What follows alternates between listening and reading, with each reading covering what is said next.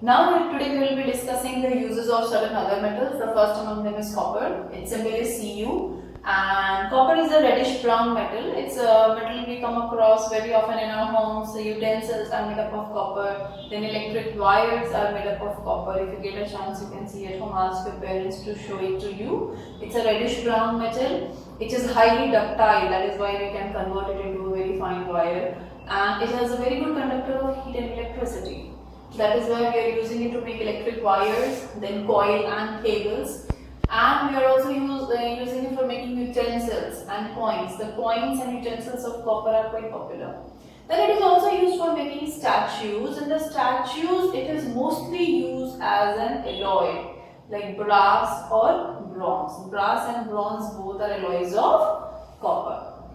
Then coming to aluminium. Now, aluminium is a silvery white metal and it is malleable and ductile and also a very good conductor of electricity.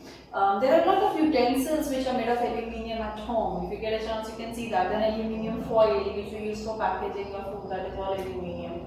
So, aluminium is a good conductor of electricity. That is why it is used as a substitute of copper. That means in place of copper, at times it is used for making electric cables and wires because aluminium is cheaper than copper. Then it is also used in making utensils, cans and in packaging food stuff. That is something which you all must have seen. Then the next one is zinc. Now zinc is a bluish white metal and it is neither ductile nor malleable. That means neither you can convert it into thin sheets by heating, or no, you can draw thin wires out of it. It is quite brittle in nature. So the most important use of zinc is in galvanization. That means coating of zinc over iron to prevent it from rusting. Then the next one is for making alloys like brass. Now brass is an alloy of copper and zinc.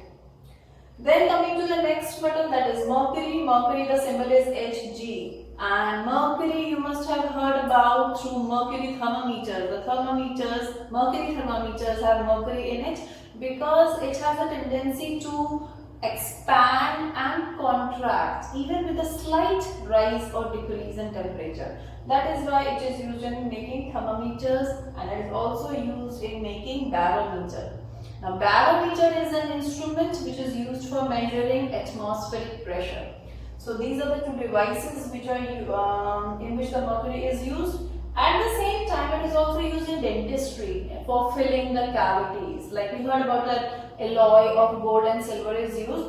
Now they are basically used in the form of amalgams. Now amalgams are an alloy of metals with mercury. Like if it is a silver amalgam, it is a mixture of silver and mercury. If it's a gold amalgam, it's a mixture of gold and mercury. So the silver or gold amalgam is basically used for filling the cavities in the dentistry.